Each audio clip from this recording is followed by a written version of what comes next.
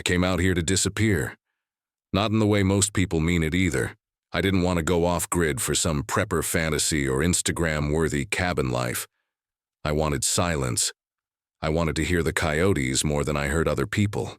And I found it, about 40 miles from the nearest town, out by the southern border, where the wind and the heat don't ask questions, and the desert keeps its own secrets.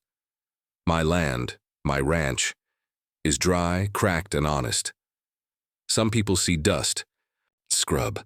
I see freedom. I see work that matters. I see fences I built with my own damn hands. My barn creaks in the wind, and my livestock don't care if I wear mismatched boots or haven't shaved in a week. And that suits me fine. I came here after my wife died. Cancer, fast, and mean. One day we were planning retirement. The next I was holding her hand while the light left her eyes. City life lost all color after that. Neighbors with pitying eyes, condolence casseroles, noise and concrete.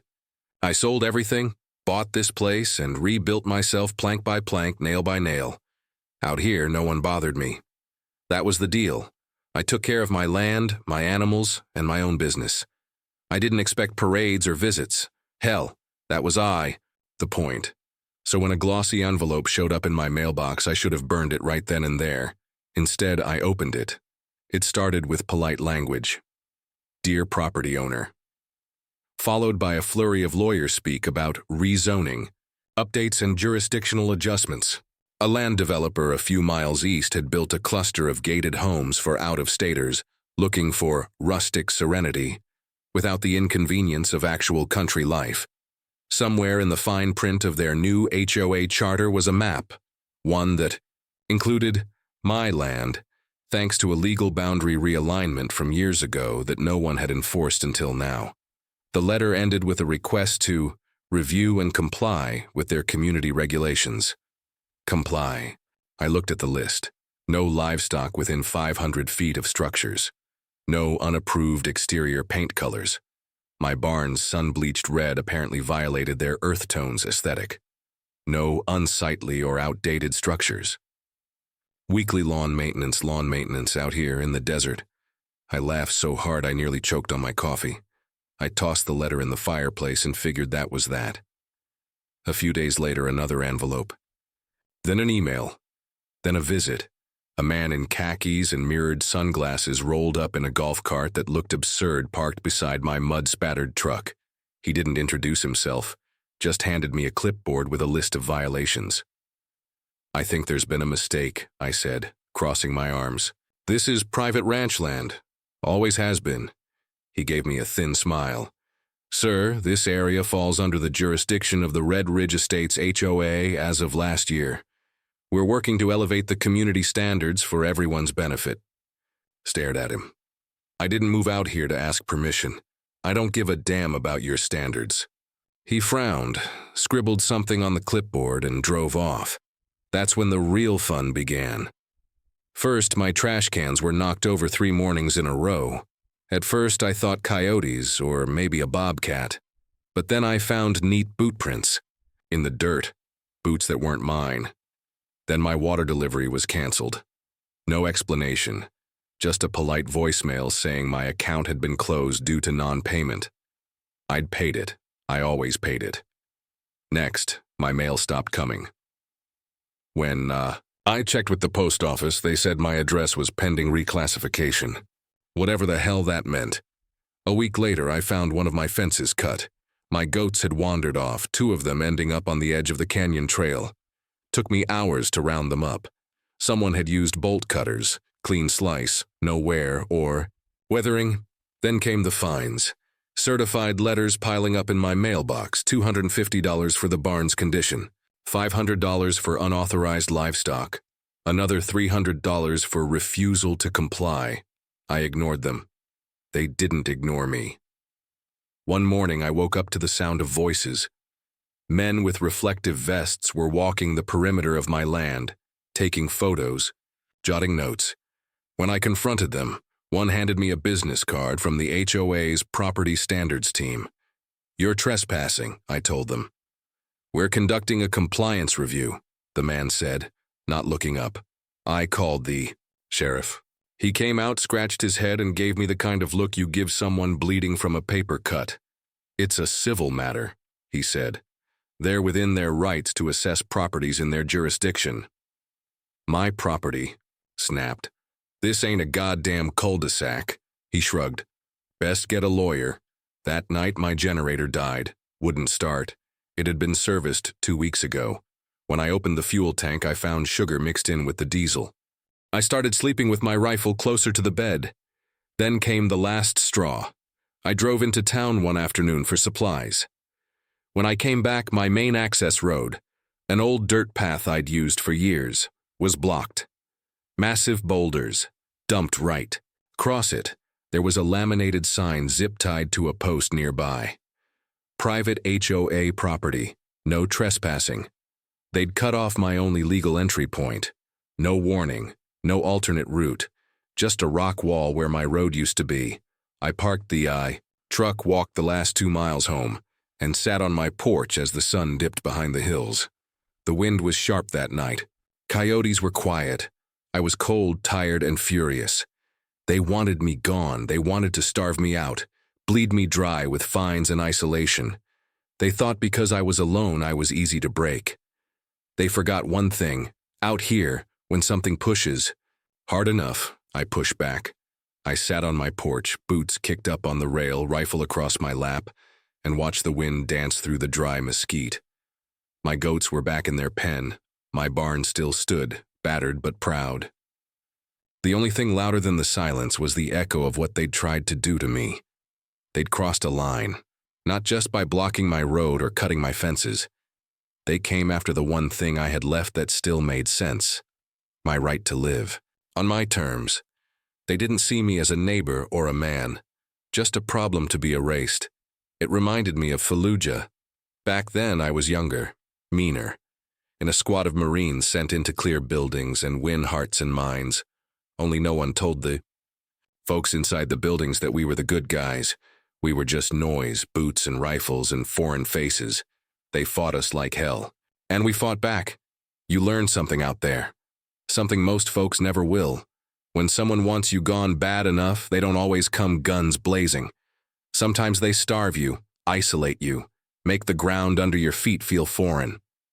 Familiar, isn't it? But I didn't break then, and I sure as hell wasn't going to break now. They wanted to starve me out. I muttered, cracking open a lukewarm beer. I'll feed on their arrogance. I made a decision right then. No more defense, no more hoping the sheriff would help or that someone would see the injustice. It was time to go on the offensive. Wasn't just going to survive, I was going to win. I cleared off my workbench and pulled out an old manila folder, my land deed, the survey, some local zoning maps. I needed ammo, legal ammo, and wouldn't you know it, found a gold mine buried in county code. Turns out, while the HOA had declared control over the residential overlay zone that only applied to single-family dwellings and certain aesthetic ordinances, what it didn't apply to. Commercial enterprises that were grandfathered in under pre-existing rural use classification. Even better. Because I lived within a designated borderland operational corridor, federal jurisdiction kicked in under the Homeland Security Infrastructure Safety Act. That meant I could open a recreational training facility with the right paperwork and safety certifications. And the HOA couldn't legally stop me. Hell, they couldn't even comment on it without risking interference charges. It was almost poetic. I drove into town the next day, shaved for the first time in weeks, and walked into the county clerk's office like I was buying back my soul. Filed the paperwork under Desert Patriot Training Grounds. Purpose: recreational shooting, tactical training, veteran support. They raised an eyebrow. You expecting traffic? The clerk asked. I smiled. Let's hope so. By the end of the week, I had federal range design permits in motion, a tax, ID number, and a lawyer on retainer out of Phoenix who specialized in property warfare. When the next HOA letter arrived, another fine, some veiled threats, I mailed them back a certified copy of my new business license stapled to a box of spent shell casings. If they wanted a fight, I muttered, watching the sunrise crack. Over the ridge, I'd give them the sound of one. From that moment on, it was go time. I mapped out the shooting lanes with surveyor tape, dug target pits with my old backhoe, built berms and sandbag walls by hand, ordered steel plates and reactive targets online and hauled them in by truck. I put up warning signs, not that anyone was brave enough to cross my land anymore. And then, something I hadn't expected happened. People started showing up. First, it was Wade, an old Marine buddy who heard what I was doing through a vet forum. He drove in from El Paso with a trailer full of wood, targets, and God bless him, a half-ton of .223 and 9mm ammo. Then came Angie, a retired sheriff's deputy who had been run out of her own neighborhood by HOA harassment. She knew how to run drills and clean up spent brass like a machine. They kept coming, friends of friends, some vets, some just tired of being told how to live. They brought sweat and tools and stories. I fed them beans and brisket and kept the water cold. One guy flew drones for fun. Another had a background in sound engineering. We set up barriers, tested for echo dampening, and recorded decibel levels. When the HOA tried to report me for excessive noise, I sent them the sound test results, certified and logged, showing we were well within limits, even lower than the diesel generators their own maintenance crews used. They showed up in person once, 3 board members in pastel polos and clipboards, pretending they were checking fence encroachments. My lawyer was waiting with me. We walked them back to the gate. Didn't raise our voices, didn't raise our guns, just let them see the posted permits, the lawyer's card, and the dozen witnesses drilling marksmanship under a camo net nearby. That was the last time they came uninvited. Word started spreading. There was a place out near the border where you could shoot full auto legally. Weekend courses for everything from basic marksmanship to advanced tactical movement. Veteran run, no politics, no BS. We launched the grand opening on a Saturday morning. Before 9 a.m., cars were lined down the highway. Pickup trucks, motorcycles, even a couple rental sedans full of tourists looking for a little Texas thunder. The first volley of rifle fire echoed across the flats, bouncing off the ridge like rolling thunder. I could imagine the look on the HOA president's face when he heard it from his porch. We had stations, pistol lanes, long-range targets, steel challenge. The smell of gunpowder and dust hung in the air like freedom itself. Flags flapped in the wind, state, American, and one that said simply, "Come and take it." I gave a short speech, thanked everyone, reminded them to clean up their brass, safety first, but in the middle of it I couldn't help myself. "Some folks around here don't like noise," I said with a wink. "But out here, noise is the sound of liberty." The place erupted in applause. By Monday, we were on the local news. Veteran opens tactical training center to fight back against HOA harassment. The anchors said it with just enough curiosity to not pick sides, but I saw the smirk in their eyes, the best part. I made more in that opening weekend than the HOA had fined me in an entire year. Cash, clean, taxed, of course. This was legal revenge, after all. But they weren't done yet. Next came the dirty tricks. The HOA filed a complaint with the ATF, claiming I was manufacturing weapons on site. I wasn't. All my gear was personal or rented through legal channels. When the ATF showed up for an inspection, I gave them coffee, paperwork, and a safety tour. They left impressed and empty-handed. Then came a cease and desist letter filed in court claiming I was running a nuisance operation. My lawyer shredded it in less than 10 minutes. Federal trumps HOA, every time. They even hired a pair of private investigators to monitor traffic patterns and document sound levels. I spotted them parked half a mile down the road in a beige sedan. So I sent them a welcome basket, a pair of noise-canceling headphones, a Desert Patriot brochure, and a note that said, "Smile for the drone camera." They left before sundown. That month, I added night courses. Floodlights installed legally, range rules updated. We trained for nighttime self-defense and home invasion scenarios. That's when the HOA really started to fall apart. Too loud, too much traffic, too many people coming and going. One by one, the fussy suburbanites who had bought into their little desert dream started putting up for sale signs. Prices dropped, word got out. No one wanted to live next to what the local papers were now calling the Patriot Range. They wanted peace and quiet, I said one evening, watching a line of shooters drill under the moonlight. They should have picked a cemetery. They thought they could isolate me, drive me into silence, make me sell out and slink away. Like a ghost in the desert. Instead, I invited the whole damn town over.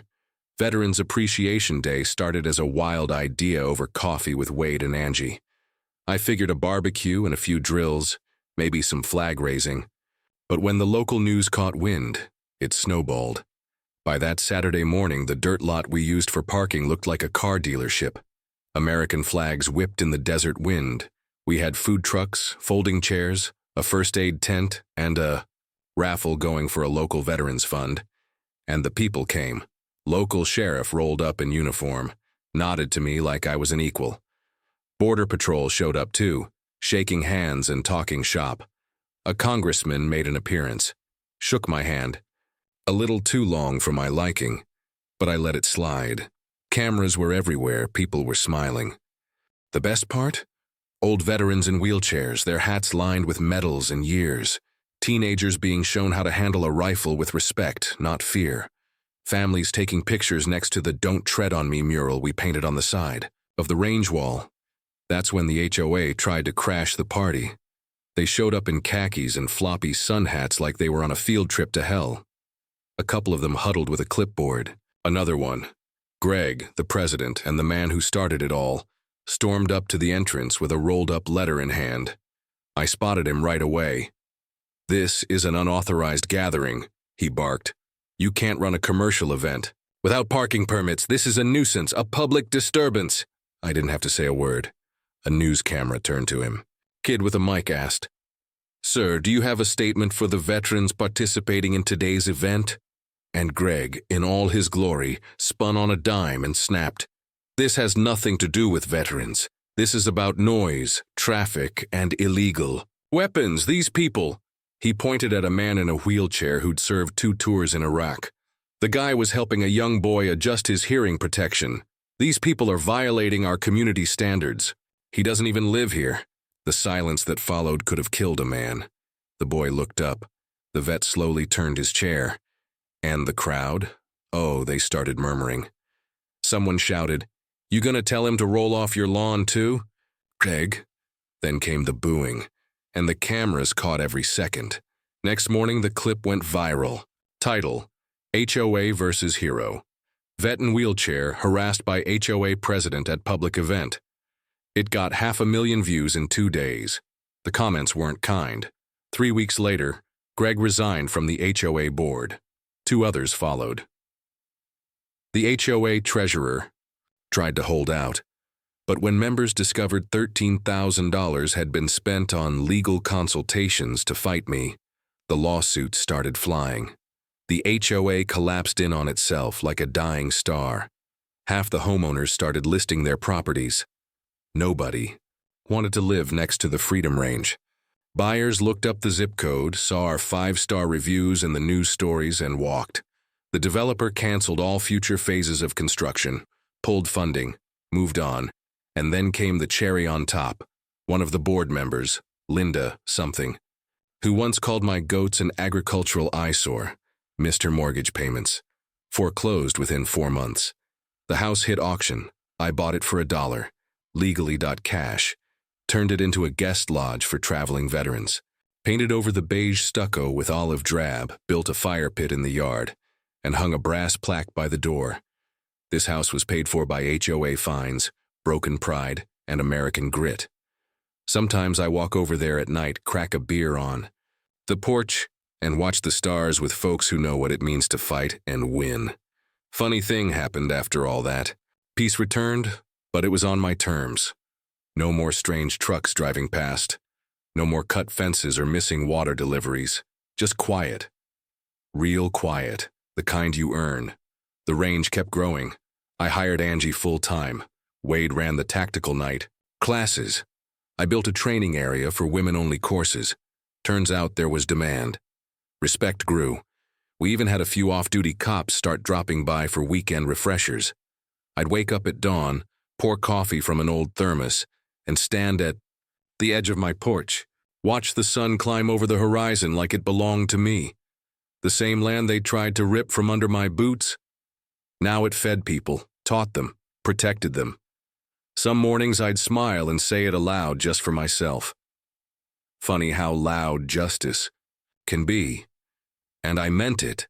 One night, as the fire crackled outside the guest lodge and a few of us swapped stories, someone asked me if I'd ever write it all down. At first I laughed. What was there to say? It wasn't about revenge anymore. But then the letters started coming, from Arkansas, Montana, even New York. Folks who'd seen the video or read the story somewhere. They'd been pushed around, fined into oblivion, or made to feel like their own home wasn't theirs anymore. They wanted to know how I beat them, how I kept it legal, how I stayed standing. So I sat down one afternoon with a fresh notebook and a cold beer and started scribbling. Stand your ground, how to fight HOA tyranny legally. It's not fancy, just the truth. What to file, what laws matter, how to build a paper shield strong enough to break a bully's spine. I don't know if I'll publish it. Doesn't matter, really. It's out there now, like the story. And maybe that's the real win. They tried to starve me out. Instead, I built something they couldn't tear down.